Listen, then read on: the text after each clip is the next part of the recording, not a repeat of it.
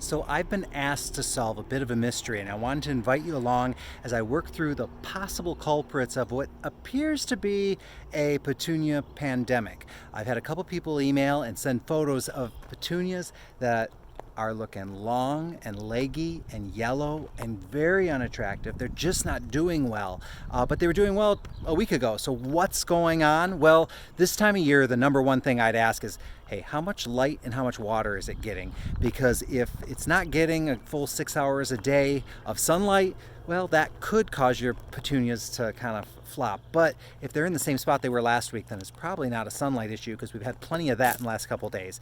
So then is it water? Well, if it doesn't get enough water, they are going to start to dry out. They're not going to look good. They tend to yellow, they tend to wilt, and just are overall unattractive. But I know that with at least one of the photos that I showed you, that it had nothing to do with either one of those, because she has another pot right next to it that is absolutely perfect. It's stunning. It looks great. There's not a single problem with it. So what else could be causing that? Well, in this situation, the next thing we're going to look at is going to be bugs. And the most common things that we're going to expect to find on there are going to be snails, slugs, earwigs, and aphids, and a couple other critters that could be causing a problem.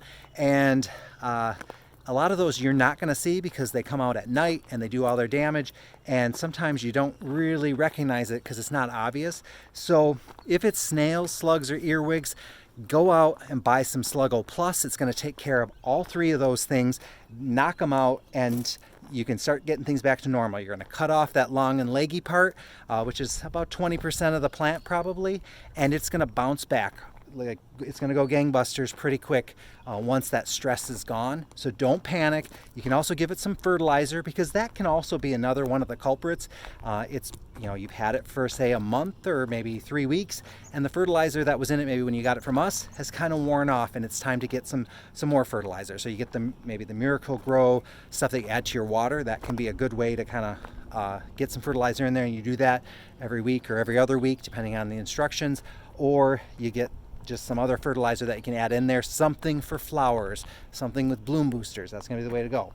Now, if it is more like aphids, usually you can see the bugs on there, or you can flip up the leaves and you see the little black eggs on there. It's very unattractive, and they're going to hatch and cause even more problems. So you're going to want to cut that stuff off, put it in a bag, get it in the garbage, or burn it, or make it go away, because you do not want that infecting the rest of your garden.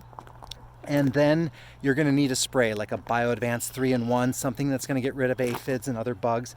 Go ahead and spray those down.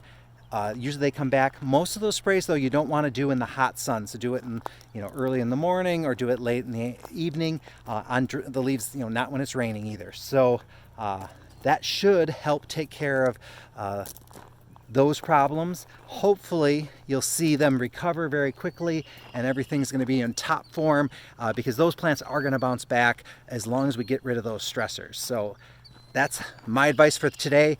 And while I'm here, I'm going to show you some things that are looking really good. I planted out some of the new hydrangeas that we got, and I'm going to show them to you right now. They're right here in front of me. So right here we have the cherry explosion. It wasn't opening last week when I was showing it to you, so you can see it's starting to it's pink right now. It might darken up a little bit from there. Over here's the grape explosion. Remember how I was a little nervous because it was looking so pink? Well, guess what? After it's open for a little while, it starts getting darker and darker and darker, and it really does turn grape. So that's really good news. And over here, I didn't put the hose away, I hope you don't mind, is one of the bloom structs. And one of the things with the bloom struct is oftentimes you'll see slightly different color variations on the same plant. So this is a little more bluish, this one's a little more pinkish, so it's kind of a fun one. But boy, the grape explosion and the cherry explosion are really beautiful hydrangeas. I'm going to tell you that there's something I'd recommend. And another thing I mentioned in the last video, here, let me flip this around. I mentioned that some of the hydrangeas that say full sun don't do well in full sun. Well, I kind of been doing an experiment. I had some hydrangeas that I've had out in full sun for weeks now, and they're those exact same varieties that we've had trouble with before. And it seems like if they start out outdoors in full sun, they keep doing okay in full sun. So that might be part of it. When they go from part shade into full sun, that's when they burn. So I wanted to give you that update. And there's a lot of other stuff blooming, but you know what? I'm going to save it for another video. Today it really was about fixing those petunias. I hope you're not having that problem, but if you are, I hope you're able to remedy it pretty simply just by either the spray or with Sluggo or more light, more water, or some fertilizer. So you can try all of those things to make sure that you address any issues that are going on. But good luck with that, because remember, if it's affecting your petunias, there's a good chance it's going to start affecting something else very soon. And so we want you to take care of that as soon as possible.